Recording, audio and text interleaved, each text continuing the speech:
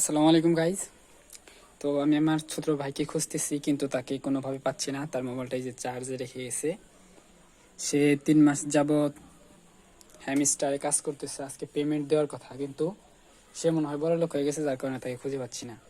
যাই হোক, আমরা তার রুমে যেয়ে দেখবো এখন তার কি অবস্থা। রুম পুরাই অন্ধকার, আগে বাতিটা জ্বালাই নেই। এই যে গাইস আমাদের হ্যামস্টার ভাইয়ের অবস্থা।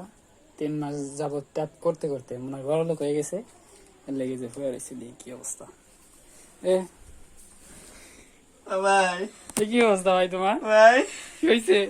ভাই কোটিপতি হয়ে গেছো? ভাই 3 মাসের মধ্যে আমার খাটনি করে 30টা ধরে দিছে। আমি চিন্তা ভাবনা করছিলাম একটা আইফোন কিনবো, বাড়িতে 2 তলা বিল্ডিং দিবো। ওমর খুদা ওর আগে 3 মাসে 30 টাকা হাতে ধরাই দিছে। ভাই তুমি এতক্ষণ কইছিলা, মোর মাথায় পানি দাও। ভাই দাঁড়াও, দাঁড়াও, ভাই দাঁড়াও, দাঁড়াও। ও ভাই আমি তো ভাই ভাই ভাবছি আমি তুমি কোটিপতি হয়ে আমি গেছো। আমি ভাই কেবল লাগে ভাই আমার এখন।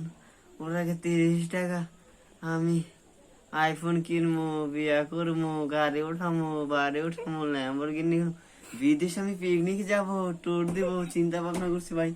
ও ভাই এখন দেখি টিকটকে যে বলেছিল না খালি খারা খারা আছলা বাস, আমার কি মনে হচ্ছে সেভাবে ঢুকে যাচ্ছে আছলা বাস।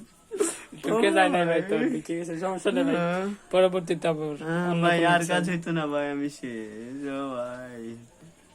3 মাসই তো ব্যাপার না, অন্য আরেকটা কিছু একবারে ট্রাই করো। তো ভাই লোক দেখতেই পারতেছেন অবস্থা।